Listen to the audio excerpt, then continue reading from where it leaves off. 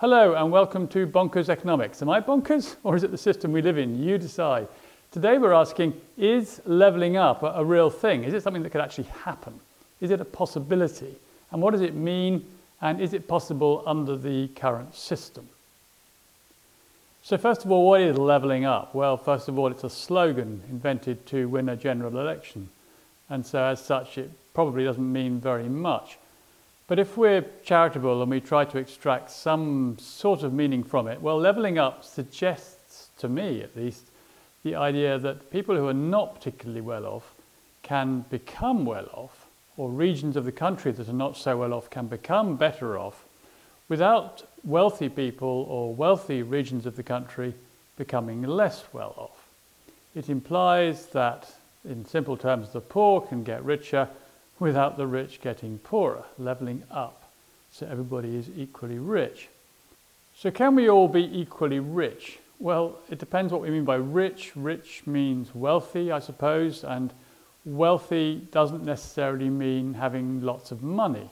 Wealth is everything that improves the quality of our lives, and that has to do with work-life balance, it has to do with our relationships, spending time with our families, being able to go for a walk in the park, having a good night's sleep, 101 things that improve the quality of our lives that don't necessarily involve having or spending money.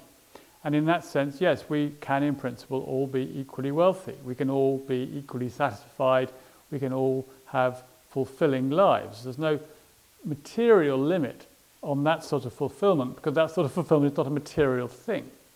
So society could be organized in such a way as to make everybody's lives as fulfilling as possible. Then we can all be very wealthy in that sense.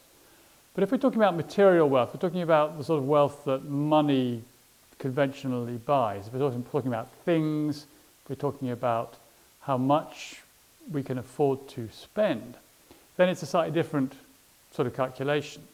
Because on the face of it, if we want people who are not well off to be able to spend more, to have more resources of a material way, then that would suggest that people who've currently got lots of resources are going to have fewer, so they can be shared out more equally. So let's talk about money wealth. Now, we know that, for example, house prices in the southeast of England are a lot more than they are in parts of the north. So on the face of it, you'd think, well, there's more wealth in the southeast of England, house prices are higher, people are wealthier.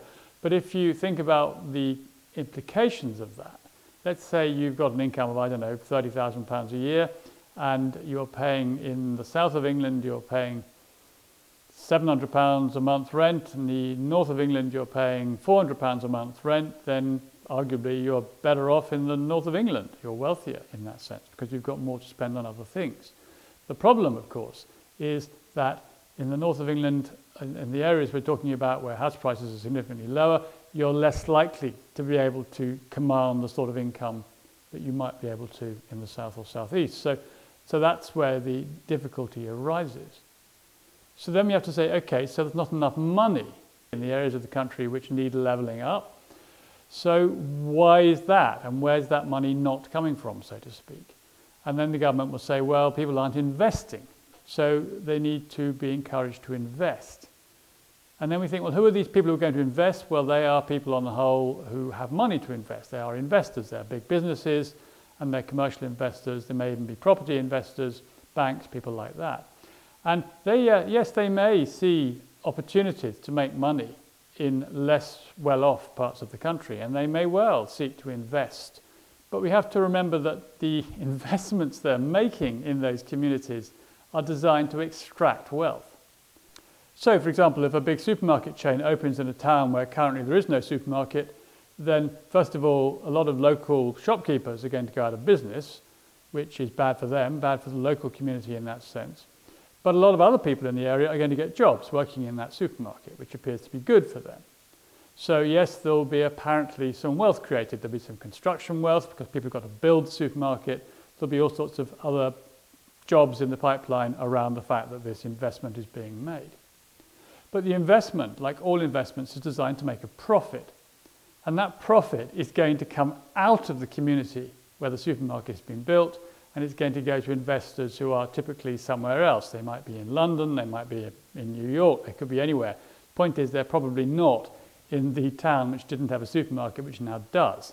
Every investment of a commercial nature is followed by an extraction as the profits from that investment are gradually removed. And over time, the profits will exceed the investment. So more money will come out of the community eventually than was put in. And that's what happens with investments, and that's how money tends to flow from the less well-off communities into the richer communities, and that's why we have the problem in the first place. Money is flowing relentlessly into London, into the southeast, away from communities which levelling up is designed to address. So that's not going to work. Ultimately, that's not going to work. But what might work is to create dynamic, self-sustaining communities in these areas.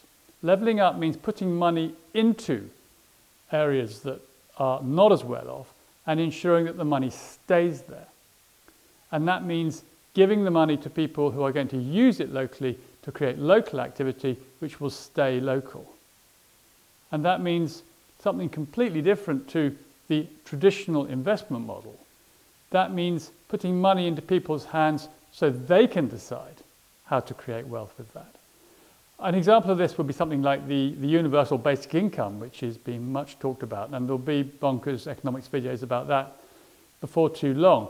But just in brief, the universal basic income is the idea that you can give money to people by way of a government entitlement, if you like, a sort of citizen's allowance. And those people then use that money to create wealth in their immediate community. If they are generating actual productive wealth in their community, there's a good chance it will stay there. It won't flow away back to London. Now, does that mean that those areas are going to be poorer as a consequence? In other words, have we leveled up some area by taking money away from somebody else? Well, not necessarily, because those areas also have the capacity to be self-organizing.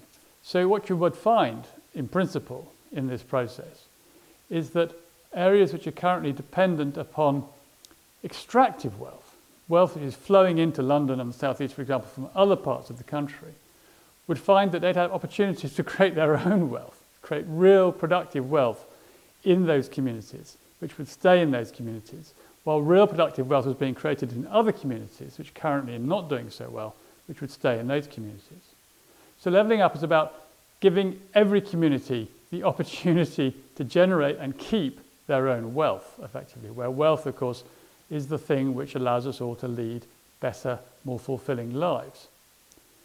And until we do that, until we can get away from this sort of constant travelling of wealth from less well-off communities into rich communities, and this sort of bottling up of all this wealth, which is manifesting in massive house prices and all the other excesses that we see in the economy in areas which are overheating, in London, for example, and the southeast. Until we can get away from that model, we're never going to get levelling up in any sense at all. So levelling up, well, it is possible, but not without a significant change in the way the economic and the money system in particular operates. And that, I think, is the key to this, because that's not something that the government envisages. The government talks about levelling up as an exercise in investment without noticing or without admitting that that's going to have a consequence, which is that the money will flow away from those communities in due course. So the system has to change. We have to re-understand what we mean by wealth, get away from this intense focus on money wealth, which does not necessarily generate real wealth in our lives. We have to understand what money does, which is allows us to create real wealth, and therefore money has to be in the places where real wealth needs to be created. And we have to create financial structures which allow the money to stay in those areas, which doesn't cause it to flow straight out again towards the already wealthy parts of the country. And that would be better for everybody, because if we could organise things in such a way, we wouldn't have this massive imbalance of incredibly high house prices, for example, and everybody working like crazy in one part of the country, and people with not enough work to do, with wages very low, house prices are obviously lower, but opportunities far fewer in another part of the country. We could create a more equal sort of balance, which would create a more harmonious sort of society. So it's about balance, and it's about acknowledging that the balance is not about winners and losers. It's about two sorts of winning, and that's what levelling up is supposed to be about. It's about a better quality of life in currently poor communities, if you like, and also a better quality of life in what appear to be very rich communities, acknowledging that the sort of richness that exists in those communities is not necessarily the sort of wealth which is conducive to a happy, harmonious lifestyle, without stress and without anxiety and without all the other things that go with the great pressure of the sort of money economy which is going like crazy in London, for example. So that's levelling up. Can it work? Well, it can, but only if the system changes fundamentally, which I don't think it's going to do anytime soon under the current government. It could change, and there'll be more about how it could change in Bonkers Economics in future episodes. Do, meanwhile, subscribe to the channel, and I look forward to talking to you again soon.